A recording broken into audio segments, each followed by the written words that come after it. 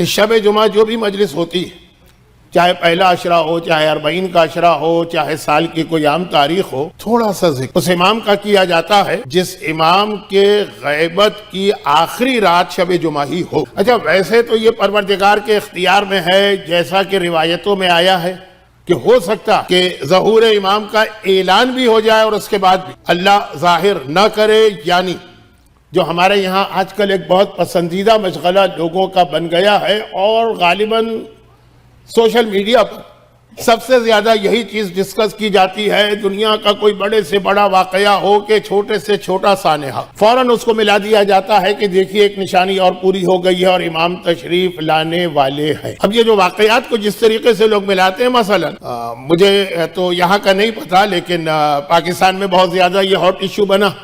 Titanic کو دیکھنے کے لیے کچھ لوگ ایک سب میرین میں بیٹھ کے گئے، 5 آدمی، اور اس کے بعد جو کچھ بھی واقعہ پیش آیا فوراً ملا دیا کہ جی تو ظہور امام کی ایک نشانی ہے اور فلاں حدیث میں اس کا تذکرہ ہوا۔ تو چھوٹے سے چھوٹا واقعہ ہو کہ بڑے سے بڑا واقعہ ہو، کوئی خوشی کی بات ہو کہ کوئی سانحہ، فوراً ملا دیا جاتا ہے۔ تو اگر وہ تمام نشانیاں جو اتھینٹک حدیثوں سے ہیں، یہ تو اتھینٹک بھی نہیں ہے لیکن جو اتھینٹک حدیثوں سے ہیں وہ بھی پوری ہو جائے، تو ضروری نہیں کہ امام آئے، اور ہو سکتا ہے کہ ایک بھی نشانی پوری نہ ہو۔ یہ آقا حسین ہی کی حدیث ہے کہ ہمارے سلسلے کا جو آخری ہے قائم، وہ اس طرح بھی ظاہر ہوگا کہ ایک رات پہلے کسی کو پتہ نہیں ہوگا کہ ظہور ہو سکتا ہے، یعنی وہ کوئی نشانی پوری ہی نہیں ہوئی۔ ابھی لوگ انتظار کر رہے ہیں کہ سفیانی آنے والا ہے، اور ابھی لوگ انتظار کر رہے ہیں کہ 23 رمضان کا وہ سیاہ آسمانی، وہ جو آسمانی ایک چیخ ہے یا دھماکے کی آواز ہے، یا یہ کہ مکے میں نفس زکیہ کی شہادت ہونے والی ہے، جو بڑی بڑی نشانیاں، اتھینٹک نشانیاں، جس کے بارے میں بعض حدیثوں میں یہ جملے بھی آئیں کہ وہ آخری امام آ ہی نہیں سکتا جب تک کہ یہ واقعات پیش نہ آئیں۔ لیکن پھر معصوم نے فرمایا اور آقا حسین نے فرمایا کہ ہو سکتا ہے ایک بھی نشانی پوری نہ ہو اور راتوں رات امام ظاہر ہو جائے۔ پھر مثال بھی دی آقا حسین نے، جو مثال 3 الگ الگ معصومین نے دی ہے، 3 الگ الگ بیک گراؤنڈ کے ساتھ یا کانٹیکس کے ساتھ، کہ میرے اس بیٹے کی مثال جو ہے وہ تو حضرت موسیٰ کی طرح۔ حضرت موسیٰ کا تذکرہ 3 مختلف معصومین نے کیا ہے زمانے کے امام کے حوالے، جس میں سے سب سے پہلی حدیث آقا حسین کی ہے، ہاں پھر چھٹے امام کی ہے، اور اس کے بعد پھر 11ویں امام کی ہے۔ تو آقا حسین کی حدیث یہی کہ حضرت موسیٰ اللہ کے نبی ہیں، نبوت ملتی نہیں ہے، بائی برتھ نبی ہوتا، وہ اللہ کے نبی، اور ابھی کوئی امکان نہیں ہے کہ انہیں نبوت کی ڈیوٹی انجام دینا، کوئی امکان نہیں، کیونکہ وہ شادی کر کے آ رہے ہیں، ابھی نیولی میرڈ، اپنی بیوی کو لے کے گھر بھی نہیں گئے، اور وہ ایک جھاڑی کے پیچھے وہ آگ نظر آئی اور بیوی نے کہا کہ اندھیرا ہے تو روشنی چاہیے، اور آگ لینے گئے تو وہاں حکم ہو گیا کہ تمہیں ظاہر ہونا۔ جو اردو کا ایک محاورہ ہے کہ آگ لینے جائے پیغمبری لے کے آ جائیں، جو ہمارے عقیدے کے تو خلاف ہے، لیکن عام مسلمانوں کا یہی عقیدہ۔ تو کہا کہ دیکھو ذرا سا بھی حضرت موسیٰ تک کو اندازہ ہوتا کہ 2 گھنٹے کے بعد مجھے ظاہر ہونا ہے اور نبوت کی ڈیوٹی انجام دینا ہے، تو یہ شادی اور بیوی کو لے کے جانا یہ سب نہ ہوتا۔ اچھا، میں روایت کو بہت مختصر رکھ رہا ہوں کیونکہ آج کی رات شب جمعہ ہے، بہت سارے موضوعات ہیں، اور ضمناً یہ بھی عرض کر دوں کہ پھر چھٹے امام نے حضرت موسیٰ سے کس بارے میں شباہت دی ہے، وہ وہی بات کہ حضرت موسیٰ 30 دن کے لیے کوہ طور پہ گئے، 40 دن ہو گئے، ادھر ان کی غیبت میں قوم نے کیا ادھم مچایا، اور ساری قوم گمراہ ہو گئی جس کو اتنی مشکل سے سیدھے راستے پر لائے تھے۔ کہا کہ ہمارے بیٹے کی غیبت میں ہمارے ماننے والوں کی بھی کیفیت ہو جائے گی۔ اب یہ پورا ایک موضوع ہے لیکن صرف اشارہ میں نے کیا۔ اور 11ویں امام کا تو فرمان آپ سنتے ہی رہتے کہ جب ان کی اپنی پھوپھی حکیمہ خاتون نے کہا کہ بیٹا تو مجھے آج رات کو روک رہا 15 شعبان، اور یہ کہہ رہا ہے کہ میرے یہاں آج بیٹے کی ولادت ہونے والی ہے، تو یہ کیسے ہوگی، نرجس میں تو کوئی آثار نہیں ہے، تو کہا کہ 11ویں نے کہ میرے اس بیٹے کی مثال موسیٰ نبی جیسی ہے۔ تو موسیٰ سے شباہت 3 الگ الگ معصومین نے 3 الگ الگ حوالوں سے دی ہے، لیکن پہلا حوالہ آقا حسین نے اس بیک گراؤنڈ میں دیا کہ بغیر کسی نشانی کے بھی امام ظاہر ہو سکتے ہیں، تاکہ مومن ہر وقت، ہر منٹ، ہر سیکنڈ تیار ہو کے بیٹھے۔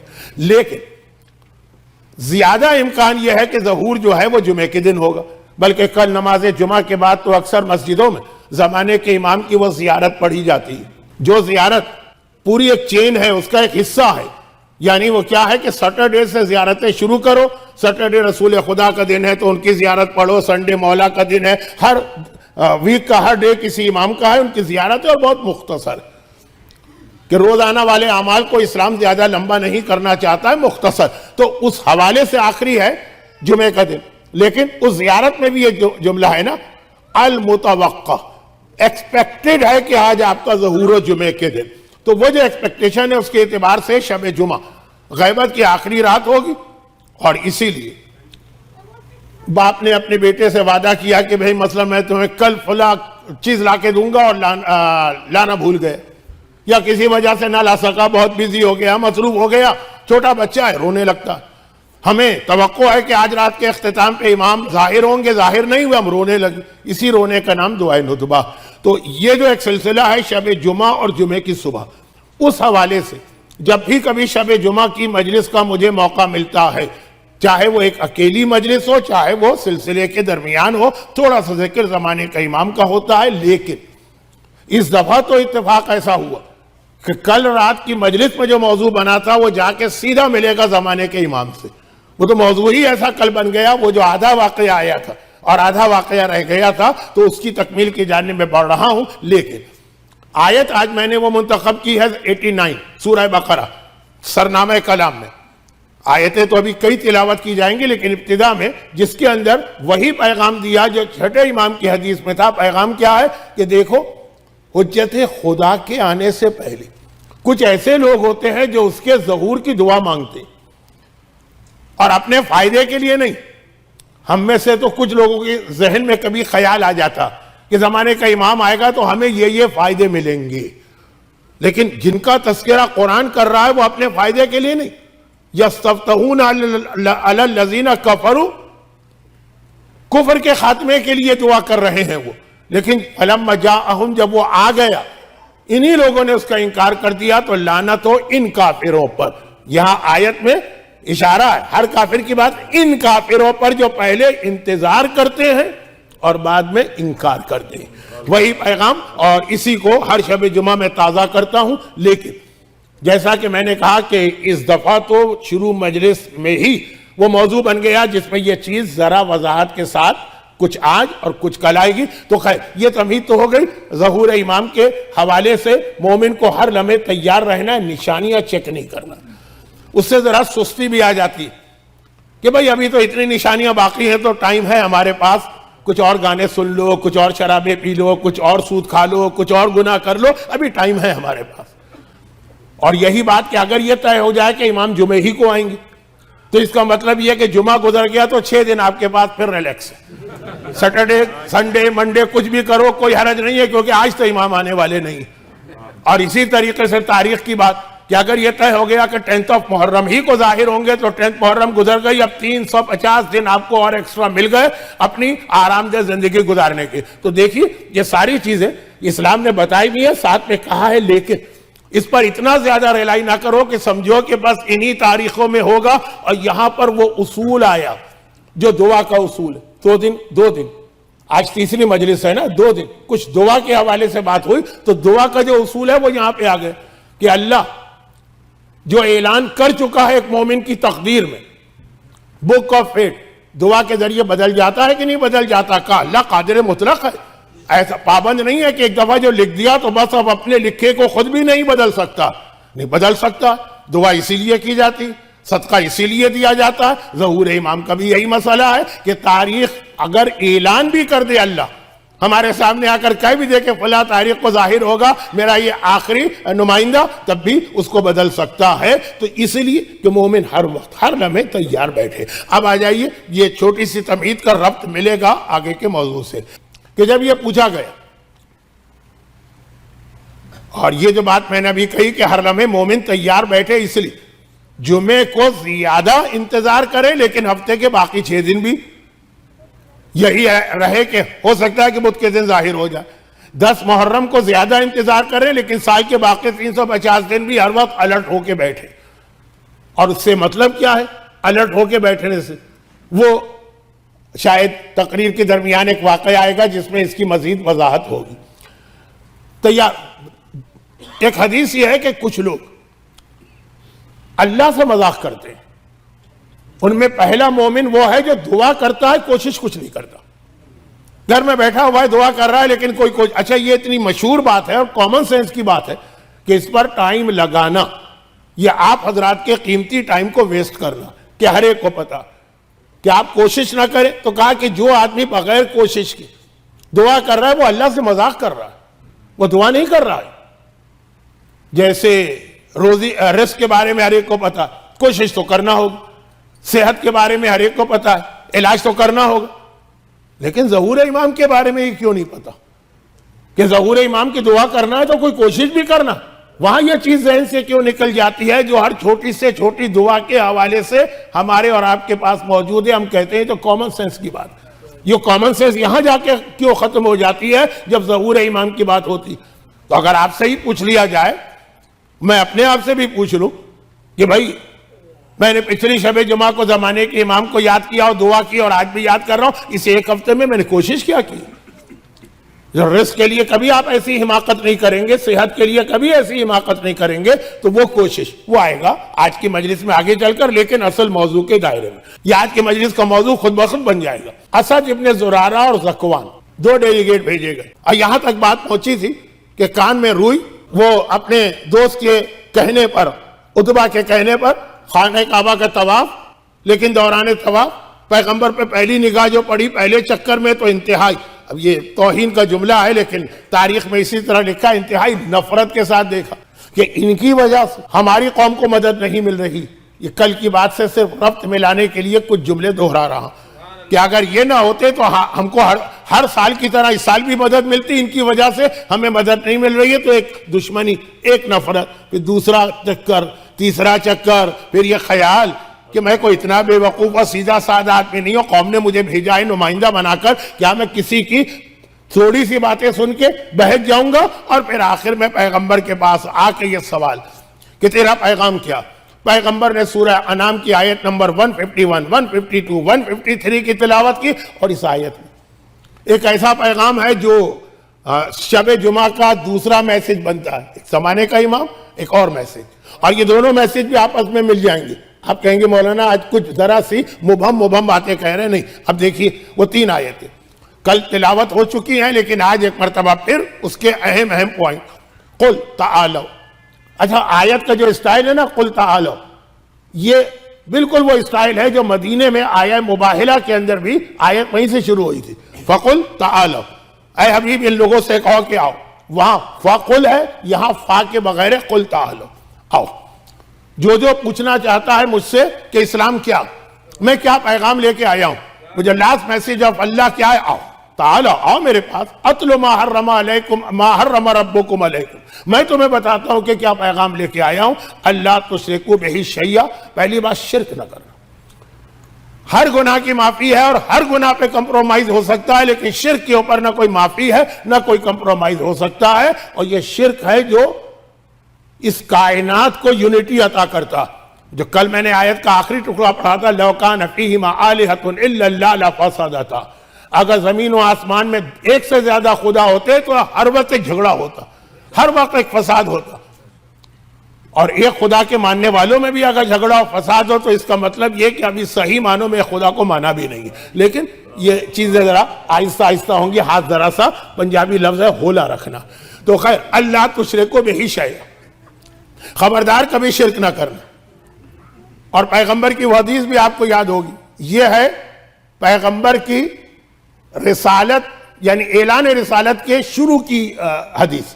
یہ جو واقعہ میں پڑھ رہا ہوں یہ بالکل شروع کا ہے, اور وہ آخری 28 سفر کے قریب کی حدیث کہ یا رسول اللہ آپ بہت پریشان نظر آ رہے ہیں. کہا ہاں, مجھے ڈر ہے کہ میرے بعد میری قوم شرک کرنے لگے, جن کو میں توحید کے راستے پہ لایا. یا رسول اللہ کیا یہ بتوں کی پوجا کریں گے؟ کہا نہیں, ان کا شرک دوسری قسم کا ہوگا. اب وہ دوسری قسم کا جو شرک ہے اس کی جانب ہلکا سا اشارہ میں نے ابھی کیا. یہ بھی شرک کی ایک قسم کہ توحید کے ماننے والے, توحید جس کا مطلب ہی یونٹی ہے, توحید وحدت سے نکلا, اور ان کے درمیان آپس میں اختلاف ہو، لیکن اس وقت اس بات کو زیادہ پھیلانا نہیں چاہتا۔ اللہ تشرکوا بہ شیئا وبالوالدین احسانا، اور والدین کے ساتھ نیکی کرنا۔ خالی اس کے اوپر اکتفا نہ کرنا کہ ہم نے ان کو کوئی اذیت نہیں پہنچائی ہے، نہیں، آگے بڑھ کر تمہیں ان کے ساتھ نیکی کرنا ہے۔ اور وَلَا تَقْتُلُوا أَوْلَادَكُم مِّنْ إِمْلَاقٍ نَحْنُ نَرْزُقُكُمْ وَإِيَّاهُمْ، خبردار اپنی اولاد کو قتل نہ کرنا۔ یہ پورا ایک موضوع ہے کہ قتل اولاد سے مراد خالی فزیکل قتل ہے کہ دوسری یہ چیزیں کچھ کل آ چکی تھی تو میں جلدی آگے بڑھ رہا ہوں۔ وَلَا تَقْرَبُوا الْفَوَاحِشَ مَا ظَهَرَ مِنْهَا وَمَا بَطَنَ، بے حیائی کے کاموں کے قریب نہ جانا، چاہے کھلے ہوئے ہوں چاہے چھپ کے کرو۔ بے حیائی کا کام اگر چھپ کے بھی کیا جائے، خالی موبائل کی اسکرین کے اوپر آپ ہیں اور آپ کا کمرہ ہے اور لاک ہے، لیکن لا تقربوا الفواحش، تو یہاں لفظ آیا ہے قریب بھی نہ جانا، قریب بھی نہ جانا۔ خیر، اب میں یہ نہیں کہتا ہوں کہ آپ موبائل کے قریب بھی نہ جائیں، لیکن لا تقربوا الفواحش جو ہے وہ ایک بہت اہم لفظ استعمال کیا قرآن نے، ولا تقتلوا النفس التی حرم اللہ، اس کو قتل نہ کرنا جسے اللہ نے حرام کیا، الا بالحق، مگر یہ کہ وہ حقدار بن جائے۔ ذالکم وصاکم بہ لعلکم تعقلون، یہ پہلی 5 باتیں ہوئی۔ صرف آیت کا ترجمہ کر رہا ہوں، میں خود بھی گھبرا رہا ہوں کہ کہیں ایسا نہ ہو کہ جو کل کی مجلس ہے وہی آج ریپیٹ ہو جائے۔ یہاں تک بات ہوئی، اور اس میں ترتیب دیکھیے، ایک مومن سے پوچھئے گا تو وہ کہے گا شرک کے بعد سب سے بڑا گناہ جو ہمیں اس آیت میں نظر آیا وہ قتل ہے۔ اس آیت میں جو گناہ بتائے گئے قتل، لیکن خدا نے قتل کو سب سے آخر میں رکھا اس آیت میں، اور اس سے پہلے وہ گناہ رکھے جو ہم دن اور رات کرتے ہیں۔ آج کل والدین کے ساتھ جو سلوک کیا جا رہا، ہر گھر کے اندر بوڑھے والدین اب کسی کام کے نہیں رہے۔ قتل، مومن کہے گا قتل میں نہیں کر سکتا، یہ میرے لیے ممکن نہیں۔ حتیٰ اگر اسلام کبھی واجب بھی کر دے تو بہت سارے مومن کہیں گے یہ واجب ہم نہیں کر سکتے۔ یہاں تو ایسے لوگ بھی ہیں جو بقرعید کے دن بکرے کی گردن پہ چھری بھی نہیں چلا سکتے، لیکن اسلام نے اس کو رکھا آخر میں، والدین کو رکھا پہلے، کیونکہ مسئلہ یہ نہیں ہے کہ کون سا گناہ بڑھا ہے کون سا چھوٹا ہے، مسئلہ ہے کہ کون سا گناہ زیادہ لوگ کر رہے ہیں، کون سا گناہ بہت کم لوگ کر رہے ہیں۔ والدین کے ساتھ احسان کرنے والا گناہ تو نمازی بھی کر دے، یعنی احسان نہ کرنے کا گناہ۔ اسی طرح سے بے حیائی کے کام۔ اچھا، اب آیت کو آگے بڑھائیے تاکہ اس کے ساتھ ایک دعا کے لیے بھی ایک پیغام ملے اور اسلام کی وہ فلیکسیبلٹی آپ کی سمجھ میں آ جائے جو بعض اوقات ہم بھول جاتے ہیں۔ ہم جیسے کم علم رکھنے والے اوریٹر کی مجلسیں سن کے کہ بڑا سخت لگنے لگتا ہے اسلام۔ قرآن کہہ رہا ہے وَلَا تَقْرَبُوا مَالَ الْيَتَامَى إِلَّا بِالَّتِي هِيَ أَحْسَنُ حَتَّى أَشُدَّ، خبردار یتیم کے مال کے قریب بھی نہ جانا جب تک کہ وہ سمجھدار نہ ہو جائے۔ اور پھر یہ کہا کہ الا باللتی ہی احسن، مگر اچھے طریقے سے جا سکتے ہو یتیم کے مال کے قریب۔ ذرا رکیے، پوری تاریخ ہے اس میں رسول اللہ کے زمانے کی۔ اس کے فوراً بعد وَأَوْفُوا الْكَيْلَ وَالْمِيزَانَ، ناپ تول میں کمی نہ کرنا، پورا کرنا۔ لا يُكَلِّفُ اللَّهُ نَفْسًا إِلَّا وُسْعَهَا، مگر اللہ کسی انسان کو اس کی طاقت سے زیادہ بوجھ نہیں ڈالتا۔ اب سوال یہ ہے کہ یہاں کہا کہ ناپ تول میں کمی نہ کرنا، اور فوراً کہہ دیا یہاں پہ کہا کہ جتنی تمہاری طاقت ہے اتنا ہی تم پہ بوجھ ڈالا جا رہا ہے۔ اب یہ دو چیزیں ذرا رک کے اس پہ غور کرنا۔ یتیم کے مال کے قریب نہ جانا سوائے اس کے کہ اچھے طریقے سے جاؤ۔ اب پرابلم کیا ہوا، کچھ لوگ اگر بہت ہی زیادہ لاپرواہ کیئرلیس ہوتے ہیں، جن کی نگاہ میں اللہ، دین، شریعت، احکام، حلال حرام، فقہ کوئی اہمیت نہیں، تو کچھ لوگ کچھ ضرورت سے زیادہ محتاط ہو جاتے ہیں، حد سے زیادہ احتیاط کرنے لگتے ہیں۔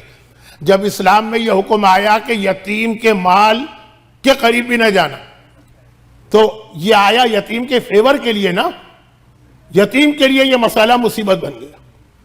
بعض اوقات آپ کسی کا فیور کرنے جائیں نا تو وہ اس کے لیے مصیبت بن جاتا ہے۔ اب یہ مثال جو میں دے رہا ہوں یہ اچھی مثال نہیں، لفظ مصیبت میں نے کہہ دیا، اس لیے اچھی مثال نہیں۔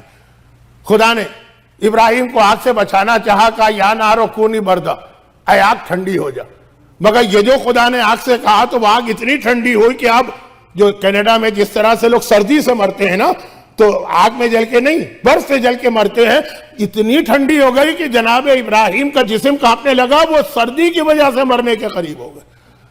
اللہ نے تو ان کی جان بچانے کے لیے آگ سے کہا تھا نا کہ اپنی گرمی کو ختم کر دے، کونی بردا، ٹھنڈا ہو جا، مگر حکم خدا گیا، وہ ٹھنڈی ہوتی جا رہی ہے، ہوتی جا رہی ہے، کہنا پڑا نہیں، رک جا، سلامن علی ابراہیم، ٹھنڈی تو ہو مگر بھائی اتنا ٹیمپریچر رہے کہ ابراہیم کے لیے سلامتی ہو، تو ایک رحمت کبھی نازل ہوتی. اب یہ لفظ مصیبت میں کہہ گیا اس لیے یہ مثال مجھے خود اچھی نہیں لگی، لیکن وہ رحمت بھی بعض اوقات روکنا پڑتی. جیسے یہ ابراہیم تھے، وہ ابراہیم کا بیٹا ہے. آج تک آپ وہ نام لیتے ہیں مکے کے پانی کا زمزم، جو خود اس بات کی ایک مثال تھا کہ جناب حاجرہ نے پانی مانگا تو پانی ملا، تو اتنا ملا کہ حاجرہ کو ڈر لگا میرا بیٹا ڈوب کے مر جائے گا.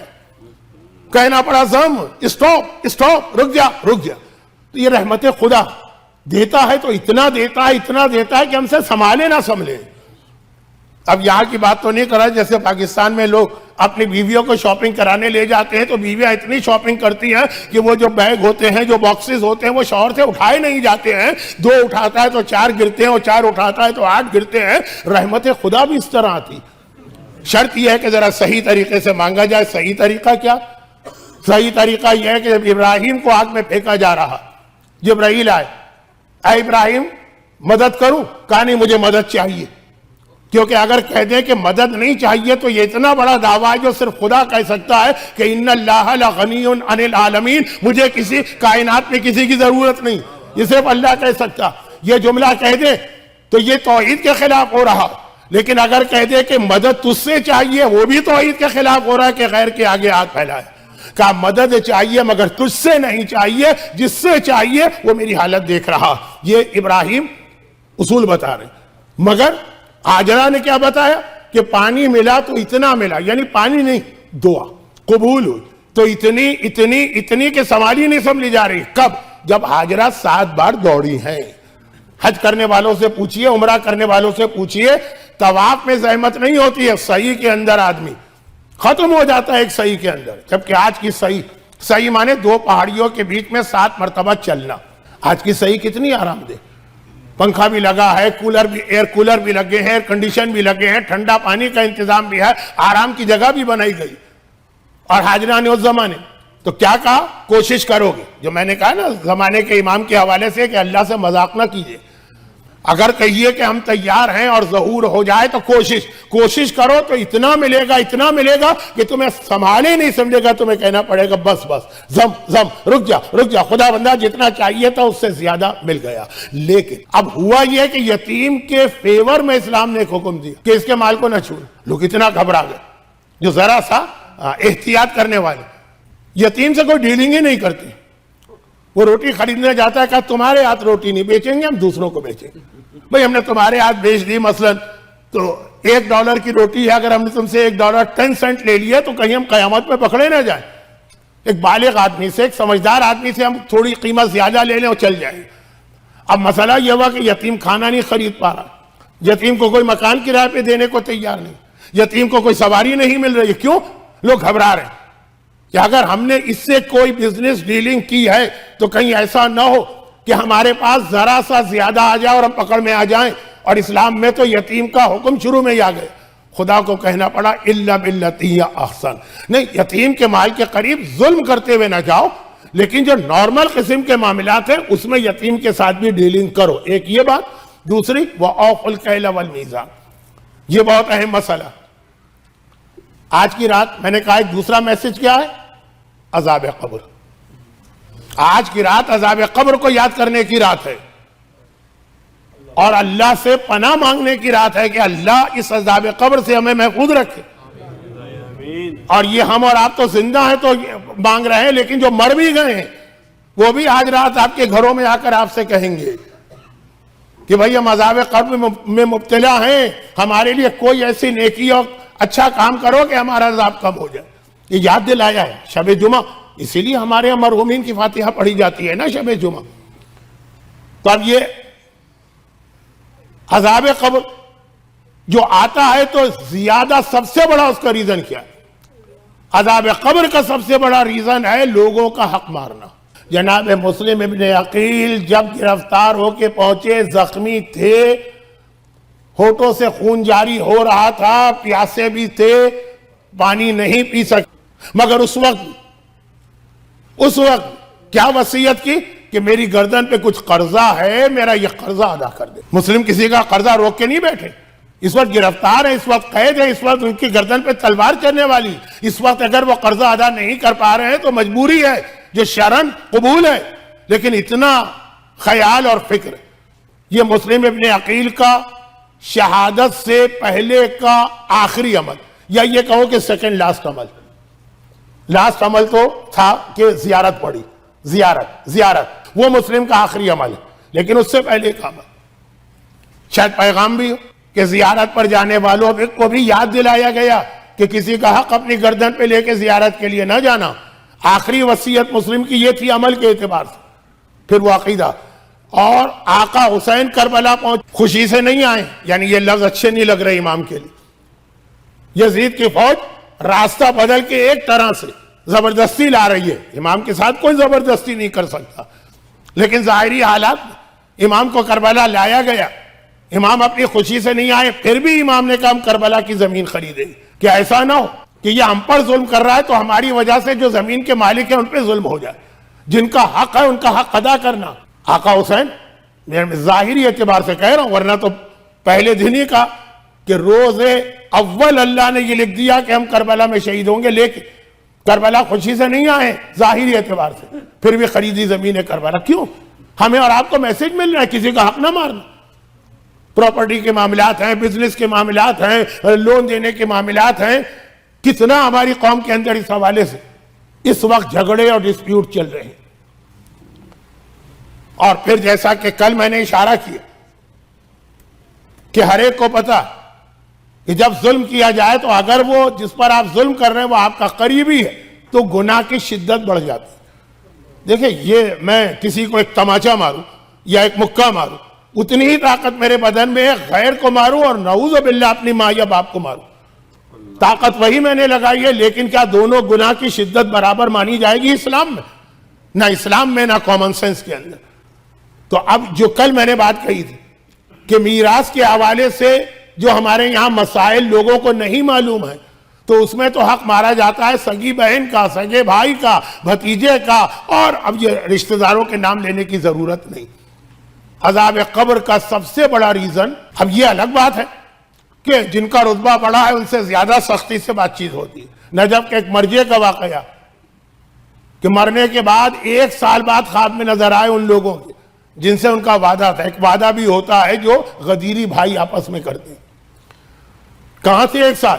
کہا کہ میں حساب کتاب میں لگا تھا. 1 سال آپ کو حساب کتاب؟ کس بات کا حساب؟ کہا ایک مومن کے جو بھوسا تھا اس کا ایک تنکا میں نے توڑ کر دانتوں میں خلال کر لیا. تم نے بغیر اجازت کیوں؟ یہ آپ سے شاید سوال اس طرح سے نہ ہو، لیکن اب تم مرجے ہو، تمہیں زیادہ احتیاط کرنا. لیکن ہم سے اور آپ سے اگر بھوسے کے ایک تنکے کے بارے میں سوال نہ ہو تو ڈالر کے بارے میں تو سوال ہوگا، پراپرٹی کے بارے میں تو سوال ہوگا، جو لون لے کے ہم نے واپس نہیں کیا اس کے بارے میں سوال ہوگا. بہت مشہور حدیث. اور ہمارا عقیدہ من مات علی حب آل محمد مات شہیدہ، جو آل محمد کی محبت میں مرا وہ شہید مرا. مگر روایت یہ ہے کہ شہید کے خون کا پہلا قطرہ زمین پہ گرتا ہے اس کے سارے گناہ معاف ہوتے ہیں سوائے حقوق الناس والے گناہ. اگر کسی کا مال اس نے چھینا ہے، کسی کا حق اس نے دبایا ہے، کسی کا قرضہ اس نے واپس نہیں کیا، یہ گناہ معاف نہیں ہوگا. خود پیغمبر کا اپنا غلام جنگ خیبر میں شہید ہوا مدغم، اور ابھی اس کو دفن کیا اور پیغمبر نے کہا اس کی پوری قبر آگ سے بھر گئی. یا رسول اللہ یہ میدان جنگ کا شہید ہے اور آپ تو غلام ہے. کہا کہ ہاں، لیکن ایک دفعہ مال غنیمت میں سے ایک چادر اس نے چھپا لی تھی. ہمارے ہاں بہت سے لوگ کہتے ہیں کوئی خمس تو خالی مال غنیمت پہ ہوتا، مال غنیمت پہ ہوتا ہے کہ دوسری چیزوں پر بھی، لیکن یہ وہی خمس کی کیٹیگری میں آ رہا. شہید ہے، پیغمبر کی غلامی میں اس نے زندگی گزاری ہے، وفادار غلام ہے، لیکن یہ والا معاملہ بڑا سخت معاملہ ہے. تو یہ خیال رکھنا چاہیے. اب اس میں ہوا کہ آج شب جمعہ کا پیغام، اور جو میں نے کہا نا کہ امام کے لیے تیاری اس کا یہ لازمی حصہ کہ انسان کے اوپر کسی کا حق باقی نہ ہو. میدان کربلا میں ایک ایسا بھی تو تھا کہ جس کو آقا حسین نے کربلا سے بھیج دیا کیونکہ وہ کسی کا حق واپس کرنا چاہتا تھا. واقعات کی طرف میں نہیں جا رہا کیونکہ وقت میرے ہاتھ سے پھسل کے نکل رہا. تو اب آئیے یہاں ہوا کیا؟ یہاں ہوا یہ کہ جو قرآن نے کہا نا کہ ناپ تول میں کمی نہ کرو، مگر اللہ تم پر تمہاری طاقت سے زیادہ بوجھ نہیں ڈالتا۔ اس میں ہوا یہ کہ مدینے کے بازار میں، مارکیٹ میں، اچھا یہ آیت مدینے کی نہیں ہے، مکے کی ہے، لیکن مسلمان بزنس مین سارے بزنس ان کے رک گئے، ہالٹ، آگے بڑھ ہی نہیں رہے۔ کیوں؟ میں بطور مثال ایک بات کہہ رہا ہوں کیونکہ وقت نہیں۔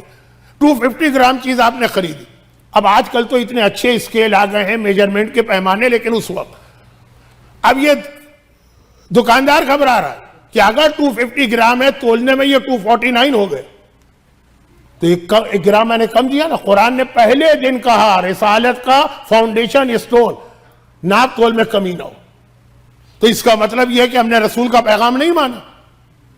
250 کا 249 ہونا کوئی عجیب بات ہے نہیں، اور خریدنے والا سوچ رہا ہے کہ 250 ہے، اگر کہیں مجھ کو 251 اس نے دے دیا تو جو 1 گرام زیادہ۔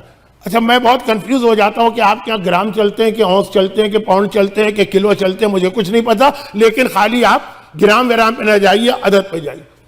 اب دکاندار ڈر کے مارے بزنس نہیں کر رہا کہ 250 سے 249 کہیں ایسا نہ ہو میں دے دوں تو 1 گرام جو میں نے روک لیا، جان بوجھ کے نہیں روکا، لیکن کتنا ہی اچھا اسکیل اس زمانے کا ہو۔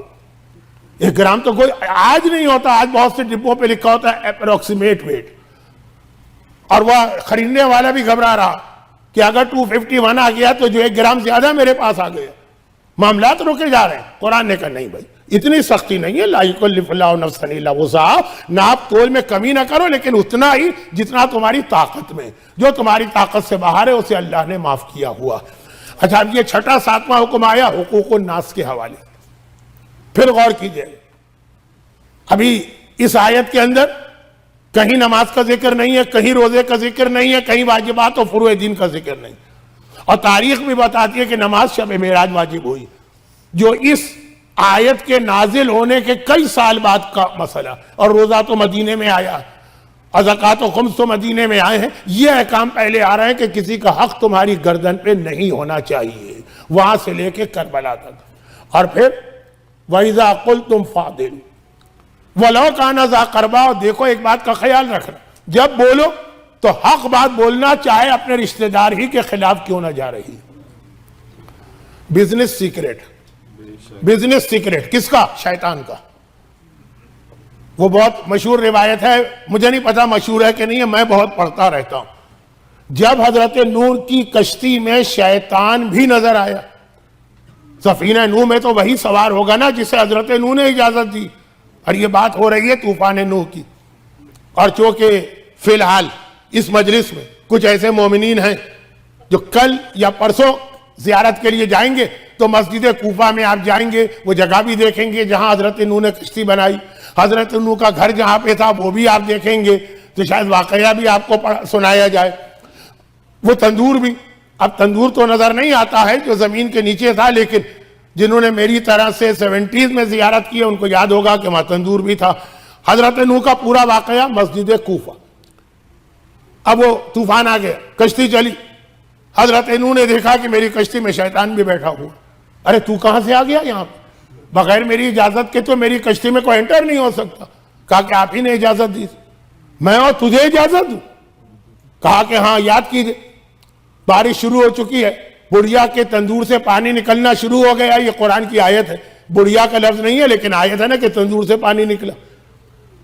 تو جانور آنے لگے، جوڑا جوڑا، پیئر پیئر، آخر میں گدھا آ کے دروازے پہ رک گئے، اور آپ نے دیکھا اتنا، یعنی بارش اتنی بڑھ گئی ہے، پانی اتنا بڑھ گیا ہے، جلدی سے دروازہ بند کرنا ہے۔ آپ نے اس سے کیا کہا؟ شیطان اندر داخل ہو جا۔ آپ نے گدھے سے کہا، لیکن زبان پہ لفظ تو آ گیا نا میرا، مجھے پرمیشن مل گئی۔ حضرت نوح نے اس کے بعد وہ قسم کھائی کہ زندگی میں کبھی ایسا غصہ بھی نہیں کروں گا جو اسلام میں جائز ہے، لیکن اب یہ بات بہت بڑھ نہ جائے تو چھوڑ دیتا ہوں۔ کہا کہ اب شیطان تو یہاں آ گیا تو ایک سوال کا جواب دے، تو مومن بندے کو کیسے بہکاتا؟ چلے کافر تو سمجھ میں آ گیا، مشرک تو سمجھ میں آ گیا، منافق تو سمجھ میں آ گیا، مومن کو کیسے بہکاتا ہے جو اللہ کے پروٹیکشن میں؟ یہ روایت بھی، جس نے قال لا الہ الا اللہ داخلہ فی حصنی، وہ میرے قلعے میں داخل ہو گیا۔ یہ روایت بھی ہے، ولایت علی حصنی من داخلہ من عذابی، جو ولایت علی میں آ گیا وہ میری پناہ میں آ گیا۔ تو اب جو ولایت علی کے ماننے والے ہیں تیری اللہ کی پناہ میں آ چکے، ان کو تو کیسے بہکاتا ہے؟ کہا ہے تو میرا بزنس سیکرٹ، ہر ایک کو تو نہیں بتا سکتا، آپ کو بھی نہیں بتاتا، لیکن آپ نے ایک احسان کیا اس لیے آپ کو بتا رہا ہوں۔ اور حضرت نوح گھبرا گئے، میں نے اور تجھ پر احسان کیا؟ میں اللہ کی پناہ مانگتا ہوں کہ تجھ پر احسان کروں۔ کہا ہاں، آپ کی وجہ سے مجھے آرام کا کچھ موقع مل گئے۔ اور طوفان نوح آ گیا، اب اس میں حضرت نوح کی کشتی میں تو یہ کسی کو نہیں بہکا سکتا، وہ تو سفینہ نوح سفینہ نجات ہے۔ تو اب یہ کچھ ذرا سوچئے نا، شیطان کتنا زیادہ بیزی ہے، 24 گھنٹے وہ مصروف رہتا ہے لوگوں کو بہکانے میں، نہ اس کے پاس کوئی چھٹی ہے، نہ کوئی ہالیڈے ہے، نہ کوئی اور آرام کا موقع ہے۔ ہر وقت آپ کی وجہ سے مجھے آرام کا موقع ملا۔ کہا 3 طریقے سے بہکاتا ہوں، 3 طریقے پڑھنے کا موقع نہیں ہے۔ پہلا یہ ہے کہ جب اسے 2 آدمیوں کے بیچ میں فیصلہ کرنا ہو، جن میں ایک اس کا اپنا ہو اور ایک اس کا غیر ہو، اس وقت اس کا ایمان میرے ہاتھ میں گیند کی طرح ہوتا ہے، جس طرح چاہوں اچھال دوں، جس طرف چاہے پھینک دوں۔ ذرا سا بھی اگر فیوریزم آ گیا، یہ ہمارے ہاں فیملی میٹرز میں بھی ہوتا، یہ ہمارے ہاں کمیونٹی میٹرز میں بھی ہوتا، اور یہ ہمارے ہاں انٹرنیشنل لیول پر بھی ہوتا ہے۔ لیکن قرآن کہتا بالکل شروع میں کہہ رہا، میں بار بار جو بات دہرا رہا ہوں کہ ابھی اسلام اسٹارٹ ہوا ہے اور یہ حکم آ رہا، وَإِذَا قُلْتُمْ فَعْدِلُوا وَلَوْ كَانَ ذَا قُرْبَى۔ پنجاب کے ایک بہت مشہور ڈاکو تھے، پنجاب پاکستان کا بھی ایک بہت بڑا صوبہ اور انڈیا میں تو ہے ہی، بہت مشہور ڈاکو تھے۔ ٹانگ ٹوٹ گئی تھی ان کی، اس کے بعد ڈاکے واقع چھوڑ دی۔ پوچھا گیا کہ بھائی یہ کیا کیفیت ہے؟ کہا کہ میں مانا ہوا ڈاکو تھا۔ نہیں، ان کے پوتے سے پوچھا گیا، کہا میرے دادا مانے ہوئے ڈاکو تھے، لوگ ڈرتے تھے ان کا نام سن کر۔ ایک مرتبہ وہ کہیں ڈاکہ ڈالنے گئے، کم بخت خبیث گھر والے جاگ رہے تھے، وہ دوڑے ہی دیوار سے کودے تو ان کی ٹانگ ٹوٹ گئی۔ گھر والے خبیث ہیں، گھر والے کم بخت ہیں، کیونکہ غیر ہیں، چاہے وہ حق پر ہو، اور یہ ہمارے دادا صاحب ڈاکو بھی ہیں، تب بھی ان سے ہمدردی اور محبت ظاہر کی جا رہی ہے۔ یہ قرآن پہلے دن سے کہہ رہا ہے کہ وَإِذَا قُلْتُمْ فَعْدِلُوا وَلَوْ كَانَ ذَا قُرْبَى۔ اور عذاب قبر کے واقعات بھی، اس قاضی کا واقعہ جو بنی اسرائیل کا تھا، جس کی میت ابھی غسل و کفن پہنا کے اٹھائی جانے والی تھی کہ ایک سانپ اس کی ناک سے داخل ہوتا ہے، منہ سے نکلتا ہے، منہ سے داخل ہوتا ہے، کان سے نکلتا ہے۔ پوچھا گیا نبی سے کس لیے؟ کہا یہ لوگوں کے بیچ میں فیصلہ کرتا تھا، اور کوئی جاننے والا آ جاتا تھا تو اس کے فیور میں فیصلہ کرتا تھا۔ قرآن نے کہا نہیں، وَلَوْ كَانَ ذَا قُرْبَى۔ اور یہاں پر ایک بات بتا دوں، زیارت عاشوراء کے ایک جملے پر بہت زیادہ علماء میں بحث ہے، پوری کتابیں لکھی گئی۔ بدترین خاندان جو لعنتیں کی گئی ہیں، تو آخر میں پورے خاندان پہ لعنت کی گئی، لیکن اس خاندان میں 4 5 7 8 شخصیتیں اتنی اچھی کہ امام اس کی مثال بھی دیتے ہیں، مومن ہو۔ اب مثلا میں ایک نام لیتا ہوں، مجھے پتہ نہیں کیوں لگ رہا کہ مجمع کی اکثریت نے یہ نام بھی نہیں سنا ہوگا، جبکہ واقعا یہ مولا کی ولایت کے عقیدے میں سلمان اور ابوذر کے کیٹیگری میں آتے ہیں۔ خالد ابن سعید ابن عاص، یہ اور ان کے بھائی بالکل اس خاندان کے، یعنی اس خاندان کے جس پر زیارت عاشوراء میں قاطبہ کہہ کے لعنت کی گئی، پورے خاندان اس میں آتے ہیں۔ لیکن کیا محبت اور کیا علی کی ولایت تھی، واقعات آپ ان کے پڑھیں گے تو دنگ رہ جائیں گے کہ دشمنوں کے خاندان میں ایسا نکلا۔ یہ ہے قرآن کا حکم، وَإِذَا قُلْتُمْ فَعْدِلُوا وَلَوْ كَانَ ذَا قُرْبَى۔ رشتہ دار بھی ہے تو بات تمہیں حق کی کرنا ہے، پورے خاندان سے یہ ٹکرائے۔ میں حبیبہ کی مثال نہیں دیتا ہوں، وہاں پہ تھوڑی سی لوگوں نے کنٹروورسی کی۔ وَبِعَهْدِ اللَّهِ أَوْفُوا، اور جو اللہ سے وعدہ کیا ہے پورا کرو۔ ذَلِكُمْ وَصَّاكُمْ بِهِ لَعَلَّكُمْ تَذَكَّرُونَ، اللہ وصیت کر رہا ہے تاکہ تمہیں ذرا تمہاری آنکھیں کھل جائیں۔ اور پھر آخر میں أَنَّ هَذَا صِرَاطِي مُسْتَقِيمًا فَاتَّبِعُوهُ، بس ایک آخری اور حتمی بات، یہ میرا راستہ سیدھا ہے، اس کی پیروی کرو، تفرقہ فرقہ ٹکڑے ٹکڑے یہ نہ ہونا۔ ذالکم وصاکم بہ لعلکم تتقون، جب ان 10 چیزوں پہ عمل کرو گے تم متقی بنو گے۔ جیسے ہی آیتیں سنی، آیتیں تو کل بھی میں نے سنائی تھی، آج ذرا سی 2-3 باتوں کی تشریح کرنا پڑی امام زمانہ کے حوالے سے اور عذاب قبر کے حوالے سے، لیکن اب واقعہ تو آگے بڑھنا چاہیے نا۔ جیسے ہی آیتیں سنی، بے اختیار اسود ابن زرارہ اور ذکوان نے گواہی دیو کا اشہد ان لا الہ الا اللہ و اشہد انک، اور گواہی دیتے کہ یقیناً آپ رسول اللہ، اللہ کے سچے رسول ہیں. کلمہ پڑھا، پھر ایک بات کہی. یہاں سے شروع ہو گیا میڈیا کے اثرات، اچھے بھی اور برے بھی. یہاں سے شروع ہو گیا ہماری ماؤں کو اسلام کی کچھ انسٹرکشن.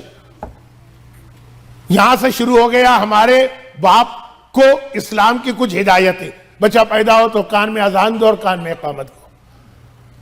اور اس کے بعد اور بہت ساری چیزیں جو تربیت اولاد ہیں. لیکن پہلے میں رب کو ملاؤں نا کہ یہ چیزیں کہاں سے آ گئی. اسود ابن زرارہ نے کہا کہ ہم مدینے میں رہتے. کل میں نے عرض کیا تھا مدینے میں 3 قبیلے یہودیوں کے تھے، 2 قبیلے وہاں کے لوکل لوگوں کے. ان کے پاس حکومت تھی. یہودی ایک طریقے سے 2nd گریڈ کے سٹیزن تھے مدینے میں، اور جن کے پاس وہاں کی حکومت تھی، جو وہاں کے اپنے اصلی باشندے تھے، وہ ہر طرح سے یہودیوں پر ظلم کرتے تھے جب موقع ملتا، سوائے ایک چیز کے کہ مارکیٹ ان کے ہاتھ میں تھی، لیکن یہ ایک الگ موضوع. تو اب جب زیادہ فرسٹریشن ہوتی تھی نا مدینے کے ان 3 یہودی قبیلوں میں، تو وہ ایک جملہ ضرور کہتے تھے، کر لو ظلم، جتنا تمہارا دل چاہے کر لو. ایک آخری نبی آنے والا ہے جس کی گواہی موسیٰ نے تورات میں دی ہے. جب وہ آئے گا تو ساری دنیا میں اس کی حکومت قائم ہوگی. پھر دیکھنا ہم تم سے گن گن کے کتنے بدلے لیں گے. ہر دفعہ جب بہت ظلم بڑھ جاتا ہے وہ مظلوم یہی فریاد کرتا کہ ایک دن ہمارا بھی آئے گا. اچھا، یہ ہم لوگ بھی آپس میں بھی کہتے ہیں کہ بھائی کبھی ہماری مراد ہوتی ہے قیامت کا دن، کبھی مراد ہوتی ہے کہ زمانہ بدلتا ہے آنے والا. ان کی مراد تھی آخری نبی. کہا وہ آخری نبی آنے والا ہے جس کی گواہی موسیٰ دیتے چلے آ رہے ہیں، تورات میں بھی لکھی. اچھا، ہر دفعہ ظلم اور مظلوم یہ کہے، ہر دفعہ ظلم اور مظلوم یہ کہے، تو مسلسل یہ. اچھا، ان لوگوں کے پاس جو مدینے کے اصلی باشندے یہ مشرک بت پرست، ان کے پاس نبوت کا کوئی کنسپٹ نہیں، توحید تو ہے ہی نہیں، نبوت کا تو عقیدہ ہی نہیں.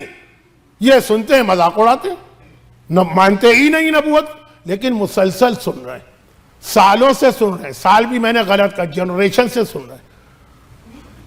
مسلسل کوئی چیز آپ سنتے رہیں گے وہ دل میں بیٹھ جائے گی، چاہے ابھی آپ اس کا مذاق اڑا رہے ہیں، لیکن مسلسل سننے کا نتیجہ ہوتا. یہی چیز آج میڈیا، سنائے جاؤ غلط باتیں، سنائے جاؤ، دیکھتے ہیں کہ کیسے اثر نہیں ہوگا. تو کیسا ماحول بدلا ہے آج کا. یعنی مجھے وہ بہت پرانی بات نہیں کر رہا ہوں، 30-40 سال پہلے کا ماحول، بلکہ شاید 20 سال پہلے 2 مہینے 8 دن لوگوں کے گھروں میں ٹی وی نہیں کھلتا تھا. اور آج شب عاشور یورپ میں جب میں کسی کے گھر میں رہتا ہوں وہ فٹ بال کے مقابلے دیکھے جاتے ہیں. جہاں 2 مہینے 8 دن نہ اسلام نے ایسا حکم دیا، نہ آج کے دور میں یہ ممکن ہے، لیکن عقیدت میں لوگ اب وہ مسلسل میڈیا. میں تو بہت پرانی مثال دے رہا ہوں کیونکہ خود پرانا آدمی. موبائل آنے سے اور واٹس ایپ آنے سے تو کتنا ماحول چینج ہوا. تو میڈیا کا یہی. ایک صاحب نے مجھ سے کہا، میں نے کہا یہ آپ مجھ سے غلط کہہ رہے ہیں، یہ میرا موضوع ہے نہیں، لیکن کہا کہ نہیں مولانا سنی، کیا آپ کو معلوم ہے کہ لوگ سینما میں فلم دیکھتے ہوئے پاپ کارن کیوں کھاتے ہیں؟ ہم نے کہا نہ ہم کبھی سینما کے اندر گئے، نہ ہم نے کبھی پاپ کارن دیکھے. ہمارے پاپ کارن تو کبھی گھر میں گھر والے بنا دیتے. کہا نہیں یہ فلم کا لازمی حصہ ہے پاپ کارن، اور وجہ اس کی بتا رہے تھے وہ اسی انڈسٹری سے متعلق تھا. کہا مولانا ہم آپ کو لے چلیں گے. میں نے کہا نہیں، معاف کیجیے گا مجھے، کیونکہ آج کل لے چلنے کا مسئلہ یہ کہ لے بھی چلیں گے اور پھر موبائل سے فوٹو وہ نکال بھی لیں گے ویڈیو، اور کل یوٹیوب پر آ جائے گی. اچھا، تو خلاصہ یہ کہ انہوں نے کہا کہ وہ جو پکچر فریم آتے ہیں نا وہ اتنی تیزی سے آتے ہیں کہ انسانی دماغ جو ہے نا وہ ایک فریم کے بعد دوسرا فریم دیکھنے میں کچھ سیکنڈ لگاتا ہے. اس کے بیچ میں پاپ کارن ہوتا ہے جو آپ کو نظر نہیں آتا، وہ نظر نہیں آ رہا، فریم کے بعد دوسرا فریم اس کے بیچ میں وہ دماغ میں بیٹھ رہا. تو ایسا بیٹھتا ہے کہ اس کے بغیر آپ فلم نہیں دیکھ سکتے. مجھے نہیں پتا، اور آپ حضرات سے میں گواہی نہیں لوں گا، آپ آل محمد کے ماننے والے ہیں، ان لغویات میں تو آپ جاتے نہیں ہوں گے، یقین کامل ہے. خیر، تو خلاصہ یہ کہ یہ جو میڈیا کا طریقہ ہے نا مسلسل، یا چیزیں سب پرانی ہوتی ہیں، کوئی چیز نئی نہیں ہوتی، طریقے بدل جاتے ہیں لیکن پالیسی وہی ہوتی ہے.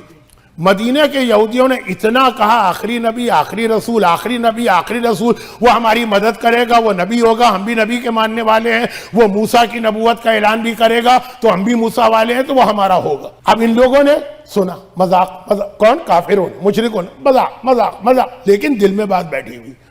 اسد ابن زرارہ نے کہا، اسعد ابن زرارہ، کہ یا رسول اللہ یہ جو آپ پیغام دے رہے ہیں تو اس سے ایک دم میرے ذہن نے کلک کیا کہ آپ ہی تو وہ آخری رسول ہے نا جن کے لیے وہ کہتے آ رہے ہیں، تو ان سے پہلے ہم کیوں نہ آپ کو مان لیں، تاکہ وہ جو کہہ رہے تھے نا کہ آخری رسول آ کے ہم سے بدلے لے گا، ہم آپ کا کلمہ پڑھ لیں گے۔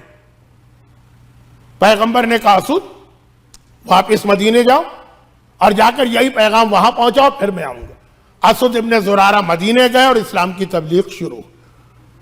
اور یہاں پہ ایک بہت انٹرسٹنگ واقعہ ہے، بہت غلط جملہ کہہ رہا ہوں لیکن کسی مومن کا جملہ ہے تو کوٹ کر رہا ہوں۔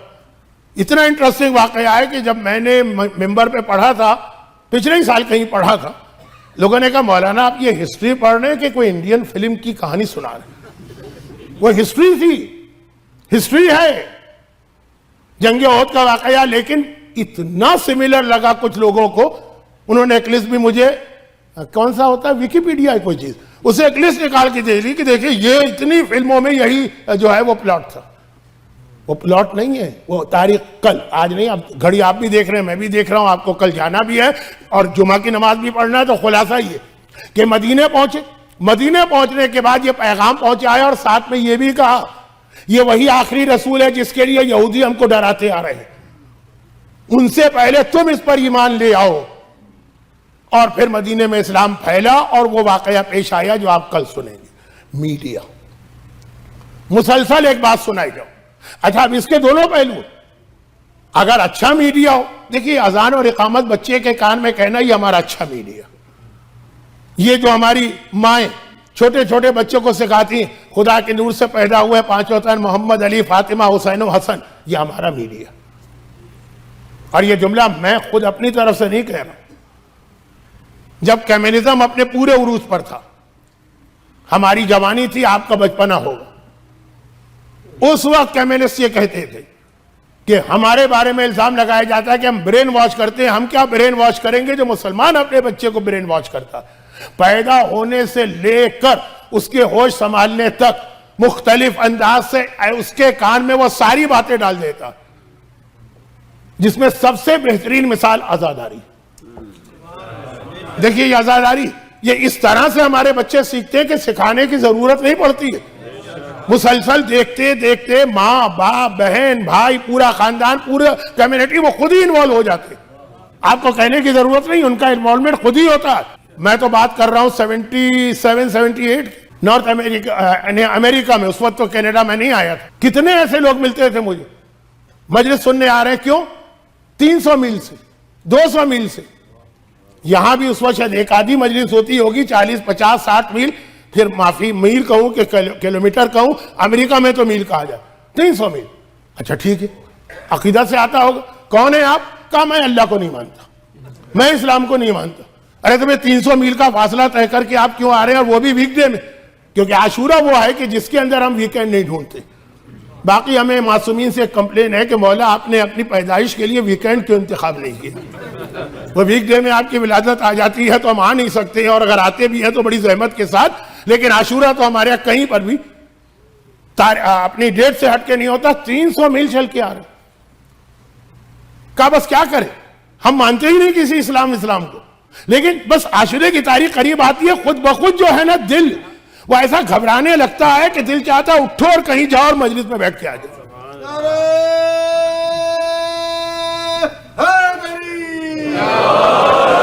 یہ ہے ہمارا پوزیٹیو میڈیا جو والدین اور پورے گھر والے، اس میں تو سب عزاداری کے حوالے سے ہے، کہا یہی پورے دین کے حوالے سے بھی بنا سکتے ہو، اور ادھر وہ نیگیٹو میڈیا بھی مسلسل ایک بات کہے گا۔ اور اسی میڈیا کے حوالے سے ایک آخری گزارش، یہ بات بھی آج آدھی رہ گی لیکن سن لیجیے، یہ میڈیا جو ہے اتنی ترقی کر گیا تو سیکنڈوں میں خبر یہاں سے وہاں پہنچ جاتی ہے، جس کی وجہ سے واقعات کا ہم پر امپیکٹ زیادہ ہوتا ہے۔ ورنہ یاد رکھ، بہت سارے ایسے واقعات ہیں جو اتنے ٹریجک ہیں، ہمیں بھی اپنی ہسٹری نہیں پتا، اتنے ٹریجک ہیں کہ ہم سوچتے ہیں کہ اس زمانے کے لوگ زندہ کیسے رہے. بہت پرانی بات نہیں کر رہا ہوں. جنت البقیع کا ڈیمولیشن، آج بھی ہر مومن کے سینے میں یہ داغ ہے، لیکن اب کچھ چانسز ہیں، کچھ ایسے حالات بن رہے ہیں، اس کے بارے میں آج نہیں کہنا چاہتا، وقت نہیں. لیکن جنت البقیع کا انہدام پھر بھی مومنین اور مومنات کے لیے کتنا بڑا ایک صدمہ ہے، سانحہ ہے، ٹریجڈی. مگر آپ یاد رکھیے گا کہ انہی وہابیوں نے اس سے 100 سال پہلے، صرف 100 سال، 1400 سال نہیں، 800 سال نہیں، صرف 100 سال پہلے اس سے بڑا ظلم کیا تھا. اور میری اپنی لیمیٹڈ نالج کے مطابق آج تک، یعنی معصومین کے زمانے کے بعد آج تک اتنا بڑا ظلم نہیں ہوا. لیکن سب لوگ بھولے ہوئے، اس لیے کہ اس وقت میڈیا اتنا فاسٹ نہیں تھا. اور اب چونکہ جیسے جنت البقیع کے روضے جب دوبارہ تعمیر ہو جائیں گے انشاءاللہ بہت جلد، تو شاید پھر 8 شوال کی تاریخ اور جنت البقیع کا ظلم پھر ہم کو اتنا یاد نہ رہے جب دوبارہ روضے بن جائیں گے. 1216 ہجرہ، 200 سال پہلے کی بات ہے. بقیع کو 100 سال ہو گئے، اس سے 100 سال پہلے جب وہابیوں نے کربلا پہ پہلا اٹیک کیا. اور یہاں سے ایک بہت اہم زیارت کا، تبرکات کا ایک فارمولا سامنے آتا ہے، لیکن تفصیل میں جانے کا آج وقت نہیں. جو اٹیک کیا تھا اس وقت کربلا کی مرجعیت تھی سید علی صاحب ریاض المسائل کے پاس. بہت بڑے بڑے نام ہیں، کچھ ان کا تذکرہ کرنا تھا لیکن وقت نہیں، مجھے آپ کی زحمتوں کا بھی اندازہ. بہت بڑی شخصیت ہے سید علی. یہ کربلا کے مرجع تھے، پورا کربلا ان کے کنٹرول میں تھا. وہابیوں نے کربلا پہ اٹیک کیا، اچانک سرپرائز اٹیک. پھر وہاں سے نجف گئے. لیکن چونکہ کربلا پہ اٹیک ہو گیا تھا تو نجف والوں کو پتہ چل گیا تھا کہ کیسا وحشیوں کا خونخوار لشکر آ رہا. تو انہوں نے نجف کے دروازے بند کر لیے. اس وقت سٹی وال ہوتی، نجف بچ گئے. لیکن کربلا، اور کس حد تک کربلا میں تباہی کی، اچھے خاصے نالج رکھنے والوں کو نہیں پتا. کربلا میں داخل ہوئے، پہلی آواز تو لگائی کہ اینا سید الکفرہ، کافروں کا سردار کہاں ہے؟ یعنی مراد سید علی سے جو اس وقت کے مرجع تھے. سید الکفرہ، کافروں کا سردار کہاں؟ پہلے تو ان کا خاتمہ کرنا. ان کے گھر پہ اٹیک بھی کیا. گھر کی عورتیں تو جلدی سے نکل گئیں، چھوٹا شیرخوار دودھ پیتا بچہ وہ گھر میں رہ گئے. یہ اس کو اٹھانے کے لیے گئے، اتنی دیر میں وہابی ان کے گھر میں داخل ہو گئے. اور اب ان کی تلاش ہو رہی. میں آج کے مراجع کا نام نہیں لینا چاہتا، لیکن فرض کیجئے کہ آغا خوئی کے زمانے میں ہوتا تو آغا خوئی کو تلاش کر رہے ہیں کہ ان کو قتل کرنا ہے. وہاں پہ ایک ٹوکری تھی سامان رکھنے کی، یہ اس کے نیچے بچے کو لے کے بیٹھے. اچھا وہ ڈھونڈ رہے، نہیں مل رہے. وہاں پہ لکڑیوں کا ڈھیر تھا. پہلے زمانے میں گھر میں گیس اور بجلی کے چولہے تو نہیں ہوتے تھے، لکڑیاں جلائی جاتی تھی ڈھیر. انہوں نے سوچا اس کے نیچے ہوں گے. لکڑیاں اٹھا کے پھینکنا شروع کی تو سارا لکڑیوں کا ڈھیر اس ٹوکری پر آیا. اور نہیں ملے ان کو تو وہ چلے گئے. عجیب بات یہ ہوئی کہ اس دوران وہ شیرخوار بچہ جاگ بھی رہا تھا، لیکن زبان سے ایک لفظ نہ نکلا، نہ رویا نہ بولا، کچھ نہیں کہ بالکل خاموش، اور چلے گا. اچھا نہیں ملا ان کو، تو اپنا اصل مشن تو ان کا کچھ اور تھا نا، تو چلے گئے. جیسے ہی وہ لوگ نکلے کربلا میں تباہی کی، اور پھر وہ کربلا 3 دن کی تباہی کے بعد چلے گئے. لشکر یزید نے مدینے پہ اٹیک کیا. 3 دن کی جو تباہی آپ سنتے، سوائے عورتوں کی عزت والے مسئلے کے باقی سب کربلا میں ہوا. اور بہت پرانی بات نہیں، لیکن میں کہہ رہا ہوں کہ میڈیا نہیں تھا تو ہم کو نہیں معلوم کتنا بڑا سانحہ پیش آئے. اب جب وہ نکل گئے تو ان کے مرجع وقت کے جو شاگرد تھے، جیسے آغا خوئی ہو تو ان کے شاگرد، آغا سیستانی ہو تو ان کے شاگرد، وہ ان کی تلاش میں آئے. مرجع، ایک اہمیت ہے مرجع کی. تو اس وقت بچے کی آواز اس وقت آئی. ٹوکری میں سے اس کو ہٹایا، دیکھا سید علی آخری سانسیں لے رہے. بس وہ چند آدھا گھنٹہ اگر اور رہتے اس میں تو دم گھٹ جاتا. خیر ان کو اٹھایا گیا فوری. زیادہ لوگ نہیں تھے، صرف 2 ہی آدمی آئے تھے، کہ باقی تو لوگ مار دیے گئے کربلا. لیکن اب جو آئے وہ اور سید علی، یعنی اپنے زمانے کے آغا سیستانی، اپنے زمانے کے آغا خوئی. میں رہبر کو اور امام خمینی کا نام اس لیے نہیں لے رہا ہوں کہ یہ لوگ مرجعیت سے بلند منزل پر ہے رہبری کی. تو وہ جیسے ہی ان کو ہوش آیا اپنے اس شاگرد کو ساتھ لے کے کہا پہلے چل کے دیکھو روزے کی کیا حالت ہے۔ اب وہاں پہنچے، روزہ تو پورا توڑ دیا تھا وہابیوں نے۔ ہم نے کہا کہ آج ہم اس لیے اس کو زیادہ یاد نہیں کرتے کہ دوبارہ روزہ تعمیر ہوا اور پہلے سے بہتر، لیکن اس وقت جو زری تھی امام کی وہ اکھاڑ کے پھینک دی گئی۔ اس وقت وہ لکڑی کی تھی، اس کی لکڑی کو جلا کر اس سے قہوہ بنا کے پیا۔ اس وقت کی وہابیت میں قہوہ حرام تھا۔ اب آج کل تو کسی عرب دنیا میں رہنے والے سے پوچھے، بغیر قہوے کے وہ ایک کام نہیں کر سکتے، ہر قدم پہ ان کا قہوہ چاہیے۔ اس وقت حرام تھا، کیوں؟ ایک ہی دلیل سے، رسول اللہ نے کبھی قہوہ نہیں پیا، رسول اللہ نے کبھی انڈا نہیں کھایا تو انڈا حرام، رسول اللہ کبھی ڈبل بیڈ پہ نہیں سوئے تو ڈبل بیڈ حرام۔ یہ جو فتوے ہیں نا وہابیت کے سارے، تو کہا قہوہ اس لیے حرام۔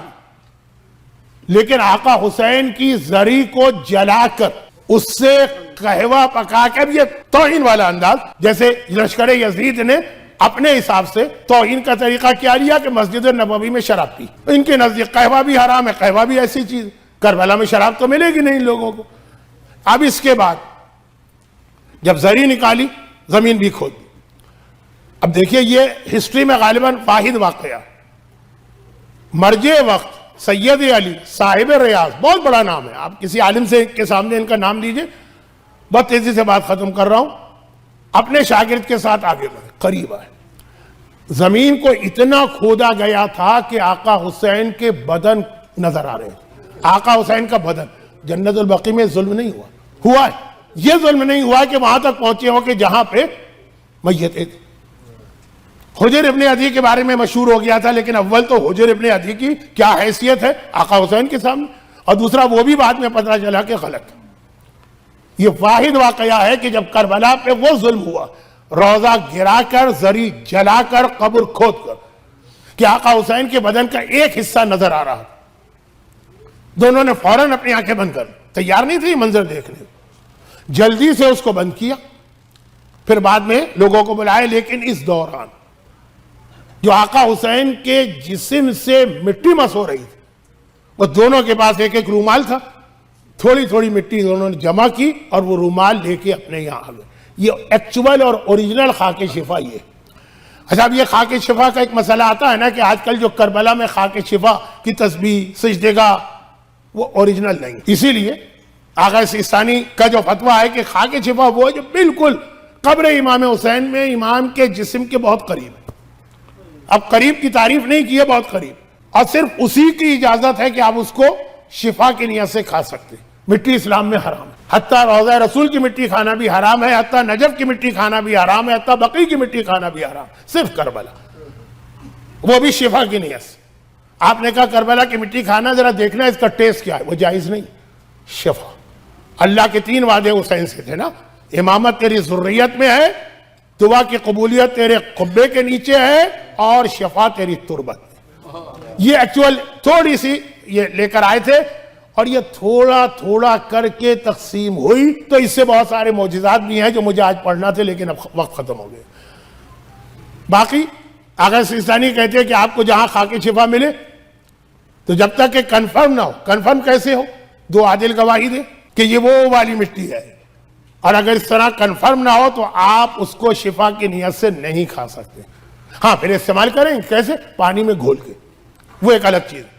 خاک شفا کا تو پتہ ہے آپ کو نا کہ اس کے اندر خالی شفا ہی نہیں، جہاں سے مجلس شروع ہوئی تھی تقریباً وہیں پہ آگے، یہ عذاب خدا سے محفوظ رہنے کا بہترین طریقہ بھی۔ میت کو دفن کرو تو کفن کے اندر خاک شفا رکھو، یہ اس کو عذاب سے بچائے گی۔ بلکہ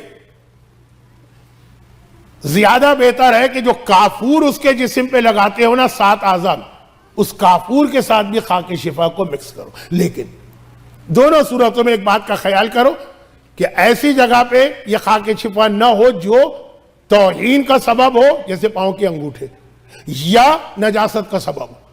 میت کے جسم میں بھی سینے پہ نہ رکھو، سینہ پھٹے گا، نجاست نکلے گی، مثلا سر۔ اب یہ ایک آدھ جملہ مجھے اس لیے کہنا پڑا کہ غلط فہمی نہ ہو۔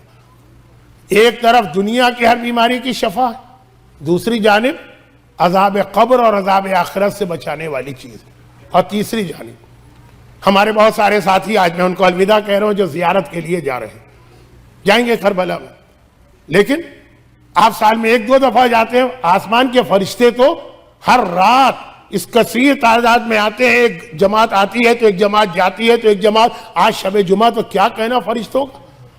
روایت کا جملہ ہے کہ جب یہ فرشتے آسمان میں واپس جاتے ہیں, جنت میں پہنچتے ہیں, حوریں سوال کرتی ہیں ہمارے لیے گفٹ لے کر آئے.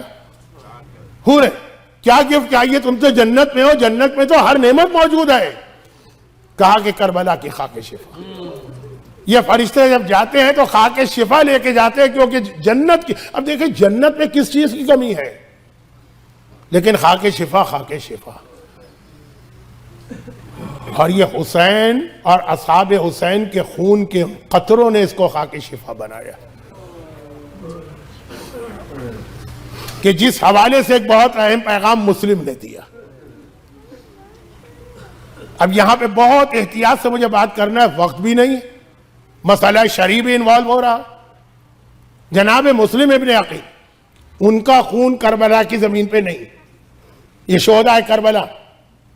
میں نے جو جملہ کہا آقا حسین زیارت میں, تو یہ اصحاب حسین کا معجزہ ہے. طبتم وطابت الارض التی فیہا دفن, جس زمین میں تم دفن ہوئے ہو وہ تمہاری وجہ سے پاک و پاکیزہ ہوگی. یہ آقا حسین سے آپ نہیں کہہ رہے, یہ آپ غلام حبشی جون سے کہہ رہے ہیں. طبتم وطابت الارض.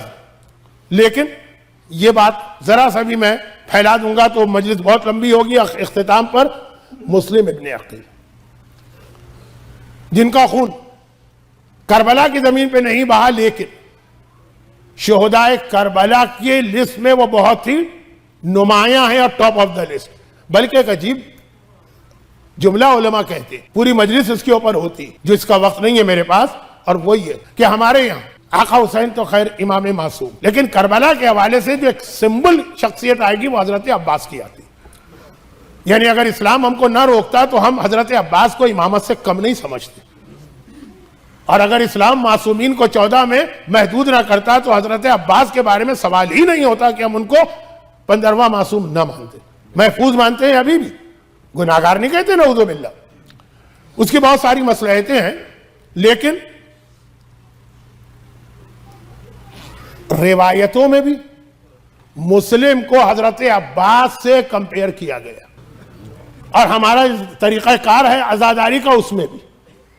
صرف 2 باتیں کہتا ہوں اور مصائب کے چند جملے پڑھ کر, کیونکہ جناب مسلم ابن عقیل کے تفصیلی مصائب آپ نے ٹھیک 1 مہینے پہلے 9 ذی الحجہ کی مجلس میں سنے. 2 جملے. آقا عباس کی زیارت امام نے بتائی, السلام علیکہ ایھا العبد الصالح المطیع للہ ولرسولہ. اور ابھی آپ لوگ جا رہے ہیں, بہت سے ہو کر آئے ہیں, بار بار آئے ہیں. مسجد کوفہ میں جب آپ مسلم ابن عقیل کے روضے میں جاتے ہیں, ان کی زیارت وہ بھی امام نے بتائی. اس کے بھی سیم جملے, السلام علیکہ ایھا العبد الصالح المطیع للہ ولرسولہ. جو القاب, جو ٹائٹلز حضرت عباس کے لیے استعمال کے, امام نے بالکل وہی ٹائٹلز اور الفاظ حضرت مسلم ابن عقیل کے. دیکھیے بہت تفصیلی بات ہو سکتی ہے لیکن ضرورت نہیں. یہ ہے زبان عصمت و طہارت و زبان امامت سے دونوں شخصیتوں کو اس طرح کمپیئر کرنا. اور ایک ہمارا طریقہ عزاداری کا, جو ہمیں معصومین ہی سے ملا. ہمارے یہاں مجلسیں ہوتی ہیں, کوئی بڑی, کوئی مکمل, کوئی چھوٹی, کوئی نامکمل, اور جلوس نکلتے ہیں. جلوس میں کچھ اور ہو کہ نہ ہو, ایک چیز ضرور ہوتی ہے, وہ علم عباس. دیکھیں کبھی پورا جلوس ہوتا ہے کہ اس میں علم بھی ہے, تابوت بھی ہے, ذوالجناح بھی ہے, گہوارہ بھی ہے. کبھی جلوس ذرا چھوٹا ہوتا ہے, ذوالجناح نہیں. کبھی جلوس ذرا اور چھوٹا ہوتا ہے, گہوارہ نہیں. کبھی جلوس اور چھوٹا ہوتا ہے, خالی علم. حتیٰ جو عورتوں کی گھر کی مجلسیں ہوتی ہیں, چھوٹے چھوٹے بچے بھی علم لے کے ضرور آتے ہیں, کہ بغیر علم کے حسین کی عزاداری کا حق ادا نہیں ہو سکتا, کہ یہ عباس کی وفا کی نشانی ہے. اور مجلس کوئی بھی ہو, چاہے پوری مجلس پڑھی جائے, چاہے خالی خطیب مصائب کے چند جملے پڑھ دے, چاہے شروع میں مرثیہ ہو, چاہے مرثیہ نہ ہو, چاہے آخر میں نوحہ ہو, چاہے نوحہ نہ ہو, زیارت ضرور ہو. مجلس بغیر زیارت کے مکمل نہیں ہے, جلوس بغیر علم کے مکمل نہیں. علم عباس کی نشانی ہے, زیارت مسلم ابن عقیل کی نشانی ہے. یاد کیجئے نا مسلم کی آخری زیارت، ایک پیغام دیا کہ اگر تم آقا حسین کے قریب نہیں ہو، دور ہو، کوئی بات نہیں، حسین تو تم سے دور نہیں ہے نا، جہاں پر بھی ہو وہیں کھڑے ہو کر حسین کا رخ کر کے سلام کرو، تمہیں سلام کا جواب ملے گا۔ یہ حسین کا دیکھیں، مسلم کا اسٹیٹس پہچانیے کہ کتنا عظیم رتبہ کہ حسین نے کہا مسلم کا ہاتھ میرا ہاتھ ہے۔ کب کہا؟ جب کوفے بھیجا جو مسلم کے ہاتھ پر بیعت کرے گا وہ گویا حسین کے ہاتھ پر بیعت کرے گا۔ انا باعث الیکم اخی وابن امی وثقتی، میں تمہاری جانب اس کو بھیج رہا ہوں جو میرے نزدیک سب سے زیادہ ٹرسٹ ورتی۔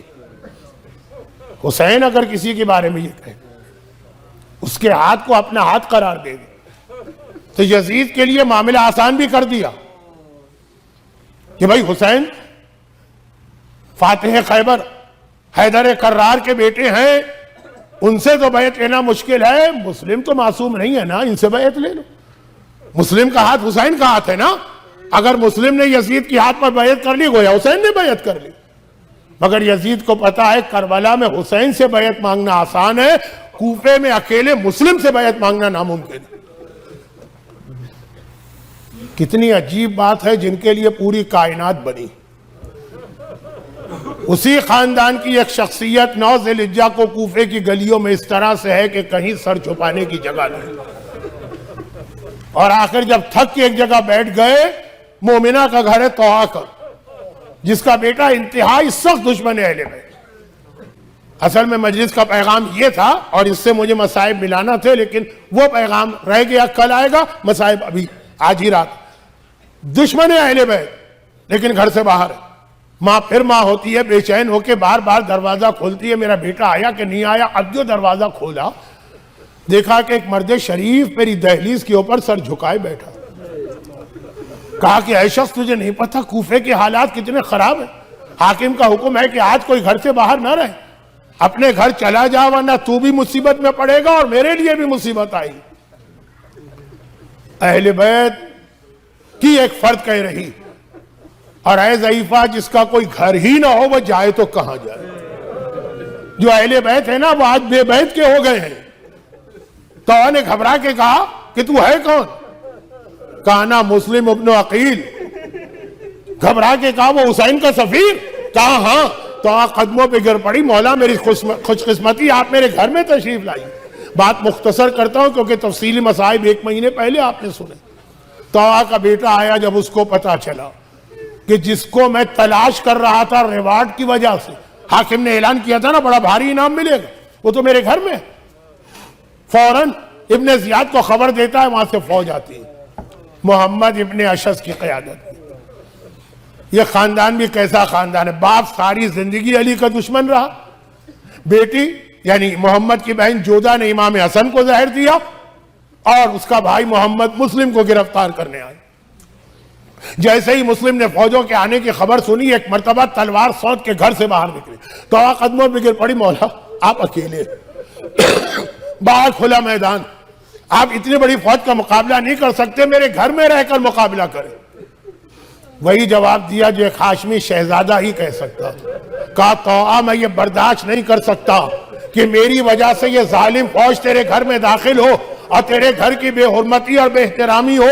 مولا آج ایک طوعہ کے احترام کا اتنا خیال ہے، کربلا کی شام غریبہ آئیے گا، وہ خیمے جلے، وہ زینب نکلی، وہ کلثوم نکلی، مولا وہ نبی زادیاں، وہ امام زادیاں۔ مسلم نے وہ وقت نہیں دیکھا، باہر آئے، وہ جہاد کیا جو اس اعتبار سے بڑا عجیب جہاد ہے کہ کربلا میں فوج کا مقابلہ، یہاں فوج کا بھی مقابلہ ہے، مکان کی چھت پہ عورتیں ہیں جو گرم اور کھولتا ہوا پانی ڈال رہی ہیں، سر پہ پتھر مار رہی ہیں، ہر قسم کا ہتھیار استعمال ہو رہا، لیکن پھر بھی مسلم گرفتار نہ ہوئے۔ محمد ابن اشعث نے ابن زیاد سے کہا اور فوج بھیجو، آ گئی، کہا اور فوج بھیجو، آ گئی۔ دیکھیں یہی مسلم کی بہادری تھی جسے دیکھ کر ابن زیاد نے کربلا میں 72 کے مقابلے میں 30,000 کا لشکر بھیجا، ایک اکیلا، ساری فوجیں ختم ہو گئی۔ ابن زیاد کا پیغام آیا، اے محمد پاگل ہو رہے، ایک آدمی کو پکڑنے کے لیے پورے کوفے کی فوجیں؟ کہا پھر بھی غنیمت سمجھو، میں کوفے کے کسی بنیے یا بقال کو نہیں گرفتار کر رہا ہوں، یہ ہاشمی شہزادہ ہے، ہاشمی شہزادہ۔ اور کہاں گرفتار کر پائے؟ وہ تو دھوکے سے ایک گڑھا کھود کر، کربلا میں یہ مکاری کا ہتھیار استعمال نہیں ہوا، گڑھا کھود کر مسلم گئے اور کو اس میں ڈالا گیا، گرفتار کر کے لایا گیا۔ اللہ اللہ، یہ کتنا بڑا امتحان مسلم کا ہے۔ یہ امتحان صرف ایک نے دیا، یا مسلم نے یا آقا سجاد نے۔ ظالم کے دربار میں قیدی بنا کے لائے گئے۔ ایک راوی نے ایک بار مولا سجاد سے پوچھا تھا، مولا میں اس دن بھی ابن زیاد کے دربار میں تھا جس دن آپ کا چچا آیا تھا، اور اس دن بھی تھا جس دن آپ آئے تھے۔ مولا میں نے مانا آپ کا چچا بہت بہادر، مگر آپ تو امام وقت ہے نا، آپ جیسا بہادر کون ہوگا؟ پھر یہ فرق کیوں ہو گیا کہ مسلم آئے، زخمی تھے، ہونٹوں سے خون جاری ہے، ہاتھ بندھے ہوئے ہیں، مگر سینہ تان کے آئے، کمر سیدھی ہے، چہرہ اٹھا ہوا ہے، آنکھوں میں آنکھیں ڈال کے بات کر رہے ہیں۔ لیکن جب آپ آ رہے ہیں تو کمر جھکی ہے، سینہ سکڑا ہے، چہرہ جھکا ہے۔ مولا نے فریاد کی، کہا تو نے یہ تو دیکھ لیا مگر یہ نہ دیکھا، میرا چچا جب آیا تو اکیلا آیا تھا، تنہا آیا تھا، لیکن جب میں آیا تو محمد کی نواسیاں، علی اور فاطمہ کی بیٹیاں میرے ساتھ ساتھ تھیں۔ اور مختصر یہ کہ حکم دیا دارالعمارہ کی چھت پہ لے جاؤ۔ مسلم دارالعمارہ کی چھت پہ گئے، دل چاہ رہا ہے آقا کو سلام کریں، آقا بہت دور ہیں۔ مسلم نے وہیں سے راہ مکہ کا رخ کیا، السلام علیکہ یا ابا عبداللہ۔ اور حسین جہاں تھے، قافلہ جہاں تھا، وہاں سے حسین نے جواب سلام دیا، اور ادھر جلاد کی تلوار چلی، اور ادھر یہ قافلہ ایک منزل آگے گیا۔ ایک مرتبہ عباس علمدار نے کہا، آقا حسین بہت دن ہو گئے ہیں، کوفے کے راستے سے کوئی آنے والا نظر نہیں آ رہا تھا، سارے راستے بند تھے، آج دو مسافر کوفے سے آتے نظر آ رہے، اگر اجازت ہو نا تو ان کو بلا کر اپنے بھائی مسلم ابن عقیل کی کیفیت دریافت کروں۔ حسین کو تو معلوم ہے، لیکن کہا بلاؤ۔ وہ آیا۔ ایک بار عباس نے گھبرا کے کہا، کیا تجھے پتا ہے میرے بچپنے کا دوست، میرا بہنوئی، میرا بھائی مسلم کس حالت میں ہے؟ سر جھکا کے کہا، بس اتنا سن لے، جب ہم کوفے سے چلے تھے تو 3 دن گزر گئے تھے، مسلم کا کٹا سر دارالعمارہ کی چھت پہ ہے، اور مسلم کا بے سر کا لاشا کوفے کی گلیوں میں گھسیٹا جا رہا ہے۔ لشکر حسین میں کورام بپا ہوا، لیکن حسین خیمے میں آیا۔ زینب سے کہا، زینب بہن، مسلم کی بیٹی کو ذرا لے کے تو آؤ میرے پاس، لیکن اس طرح نہ لانا، تیار کر کے لانا، منہ دھلا دینا، سر میں تیل ڈال دینا، بالوں کی کنگھی کر دینا۔ بچی کو تیار کر کے لایا گیا، حسین نے اپنی گود میں بٹھایا، اور ایک مرتبہ کا، سکینہ بیٹی، اس عید پر میں نے تجھے گوشوارے تحفے میں دیے تھے نا، ذرا وہ میرے پاس لے تو آ۔ گوشوارے منگوائے، اپنے ہاتھوں سے مسلم کی بچی کے کانوں میں گوشوارے پہنائے، سر پہ ہاتھ رکھا۔ بچی بہت چھوٹی، مگر حیدر کرار کی نواسی ہے، حسین کی بھانجی ہے۔